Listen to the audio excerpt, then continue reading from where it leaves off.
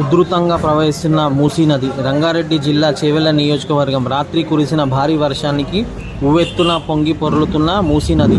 మూసీ నదిలో ప్రవహించే నీరు హైదరాబాద్ సమీపంలో హిమాయత్ సాగర్లకు వెళ్తున్న నేపథ్యంలో ఇప్పటికే హిమాయత్ సాగర్ నిండుకుండలా మారడంతో 4 గేట్లు ఎత్తి దిగువ ప్రాంతానికి నీటిని వదులుతున్నారు.